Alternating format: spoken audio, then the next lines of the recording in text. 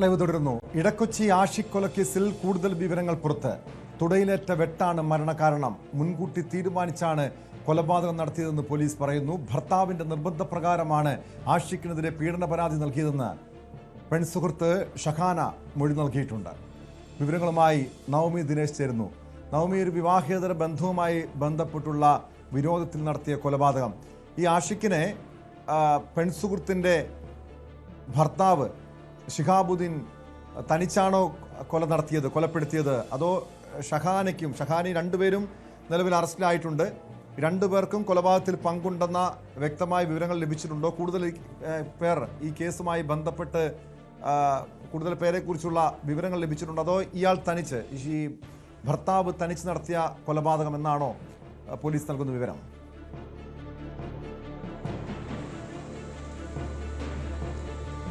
Police പറയുന്നത് പ്രകാരം ഷിഹാബും ഈ ആഷിഖിന്റെ പെൺസുഹൃത്തായ ഷഹാനയും ചേർന്ന് തന്നെയാണ് ഈ കൊലപാതകം നടത്തിയതെന്നാണ്. കാരണം ഷഹാനയ്ക്ക് അറിവില്ലാതെ ഷിഹാബ് ഇത്തരത്തിലൊരു പ്രവൃത്തി ചെയ്യില്ല എന്ന് തന്നെയാണ് പോലീസ് വ്യക്തമാക്കുന്നത്.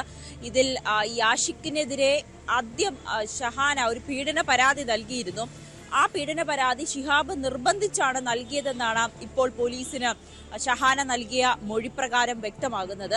പക്ഷേ ആ 21 ദിവസത്തെ റിമാൻഡിന് ശേഷം ആഷിഖ് പുറത്തിറങ്ങിയിരുന്നു. അപ്പോൾ തന്നെ ഷഹാനയെ ഭീഷണിപ്പെടുത്തി, അതായത് ഷഹാനയുടെ നഗ്നചിത്രങ്ങൾ തന്റെ കൈവശമുണ്ടെന്ന് ഭീഷണിപ്പെടുത്തി. ആ ഭീഷണിക്കൊടുവിലാണ് ഷഹാനയും ഭർത്താവ് ഷിഹാബും ചേർന്ന് ആഷിഖിനെ കൊലപ്പെടുത്താമെന്നൊരു തീരുമാനത്തിലേക്ക് എത്തിയതെന്നാണ് പോലീസിന് വ്യക്തമായത്. ഇരുവരെ ഇന്നലെ ഏറെ നേരം ചോദ്യം ചെയ്തതിനൊടുവിലാണ് അറസ്റ്റ് രേഖപ്പെടുത്തുകയും ചെയ്തിരിക്കുന്നത്. ആഷിഖിന്റെ പോസ്റ്റ്മോർട്ടം റിപ്പോർട്ട് പുറത്തു വന്നിരിക്കുന്നു. അതിൽ പറയുന്നത് പ്രകാരം തുടയിലേറ്റ ആഴത്തിലുള്ള മുറിവാണ്, അതായത് തുടയിൽ ഈ കത്തി കൊണ്ട് മൃഗീയമായി കുത്തി പരിക്കേൽപ്പിച്ചു.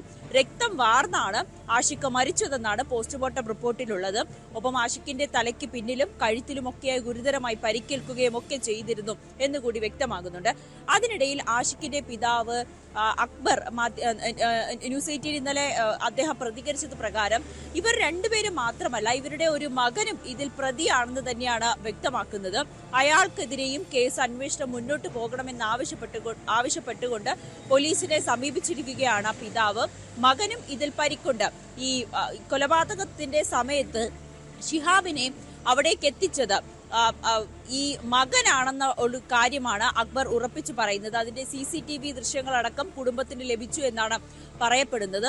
അത് കൃത്യമായി തന്നെ പോലീസിനെ നൽകിക്കൊണ്ട് മകനെ കൂടി ഇതിൽ പ്രതി ചേർക്കണം എന്ന ആവശ്യം കൂടിയാണ് മരിച്ച ആഷിഖിന്റെ പിതാവ് ആവശ്യപ്പെടുന്നത്.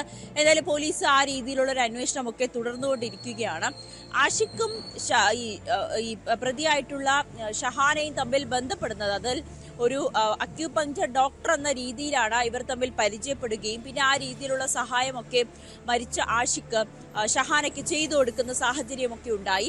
അതിനിടയിൽ ഇവരുടെ ബന്ധം വളരുകയും ഇത് ഭർത്താവായ ഷിഹാബിന് അത് ഉൾക്കൊള്ളാൻ കഴിയുന്നതായിരുന്നില്ല. പലതവണ ആഷിഖിനോട് ഈ ബന്ധത്തിൽ നിന്ന് പിന്മാറണമെന്ന് ആവശ്യപ്പെട്ടിരുന്നു.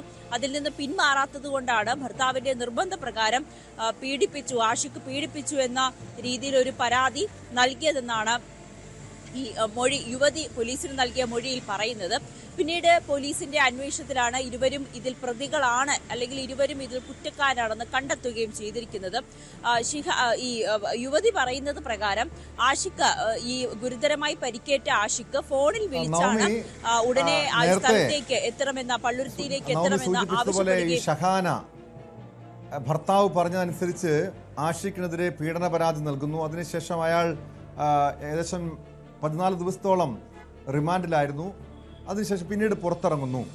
പിന്നെ എന്തുകൊണ്ടാണ് ഇയാളെ ആഷിഖിനെ കൊലപ്പെടുത്താനുള്ള ഒരു പദ്ധതി തയ്യാറാക്കുന്നത്? അങ്ങനെ ഒരു വിരോധത്തിന് കാരണം എന്താണ്?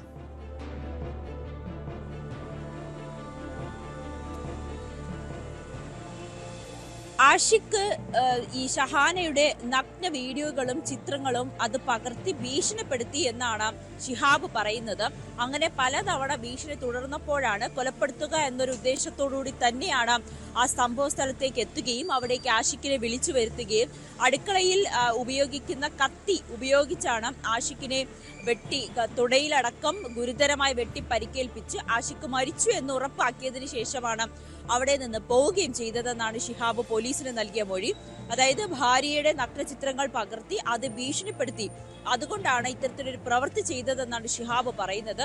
എന്നാലും ഷഹാനയ്ക്കും ഇതിൽ പങ്കുണ്ടെന്ന് തന്നെയാണ്, ഗൂഢാലോചനയിലടക്കം പങ്കുണ്ടെന്ന് തന്നെയാണ് പോലീസ് വ്യക്തമാക്കുന്നത്.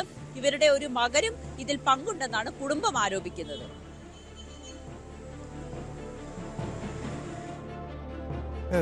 അത്തരം ആരോപണങ്ങളാണ് കുടുംബം ഉന്നയിക്കുന്നത്.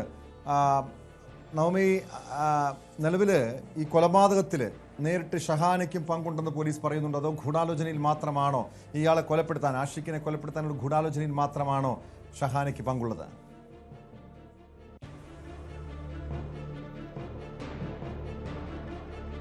മൊഴി പ്രകാരം ആഷിഖാണ് തന്നെ വിളിച്ച് തനിക്കൊരു അപകടം പറ്റിയെന്ന വിവരം അറിയിക്കുന്നത്. അതിനുശേഷം ഈ പാലത്ത്, പള്ളുരുത്തിയിലുള്ള ഇടക്കൊച്ചിയിലുള്ള പാലത്തിന് സമീപം വരാൻ ആവശ്യപ്പെടുന്നുണ്ട്. ഈ യുവതി ആ സമയത്ത് അവിടെ എത്തുമ്പോഴാണ് ഇങ്ങനെ രക്തത്തിൽ കുളിച്ചു കിടക്കുന്ന യുവാവിനെ കണ്ടത്, ആഷിഖിനെ കണ്ടത്. ഉടനെ തന്നെ നാട്ടുകാരെ വിളിച്ചുകൂട്ടി ആശുപത്രിയിൽ എത്തിക്കുകയായിരുന്നു എന്നാണ് ഷഹാന പറയുന്നത്. പക്ഷെ ഇത് പൂർണ്ണമായും പോലീസ് വിശ്വാസത്തിലെടുക്കാൻ തയ്യാറായിട്ടില്ല. ഭർത്താവ് ഷിഹാബ് പറയുന്നത് പ്രകാരം താനാണ് ആഷിഖിനെ കുത്തി കൊലപ്പെടുത്തിയത്. അതേപോലെ തന്നെയാണ് തന്റെ ഭാര്യയുടെ നഗ്നചിത്രങ്ങളടക്കം പകർത്തിക്കൊണ്ട് ആഷിഖ് ഭീഷണിപ്പെടുത്തി. ഇതിനെ തുടർന്നാണ് ആഷിഖിനെ കൊലപ്പെടുത്തുവാൻ ഇരുവരും തീരുമാനിച്ചതെന്നാണ് ഷിഹാബ് പറയുന്നത്. എന്നാൽ വിശദമായിട്ടുള്ള ചോദ്യം ചെയ്യലടക്കം ഇനി നടത്തേണ്ടതുണ്ട്. പ്രതികളെ കസ്റ്റഡിയിലടക്കം ആവശ്യപ്പെടുവാനാണ് പോലീസിന്റെ തീരുമാനം. തെളിവെടുപ്പും കൂടുതൽ ചോദ്യം ചെയ്യലുകളും കൂടുതൽ അറസ്റ്റുകൾ ഉണ്ടെങ്കിൽ അതുകൂടി രേഖപ്പെടുത്തി ആണ് പോലീസിന്റെ തീരുമാനം. അതിന്റെ ഭാഗമായി പ്രതികളെ കസ്റ്റഡിയിൽ ആവശ്യപ്പെടും. അതിനുശേഷം മാത്രമേ നമുക്ക് ഇതിൽ ഷഹാനയ്ക്ക് പങ്കുണ്ടോ എന്നതിലൊക്കെ കൂടുതൽ വ്യക്തത കൈവരികയുള്ളൂ. പോലീസ് പറയുന്നത് പ്രകാരം ഇപ്പോൾ 2 പേരെയാണ് അറസ്റ്റ് ചെയ്തിരിക്കുന്നത്. ഇവർക്ക് 2 പേർക്കും ഈ കൊലപാതകത്തിൽ പങ്കുണ്ടെന്ന് കൂടിയാണ് വ്യക്തമാകുന്നത്.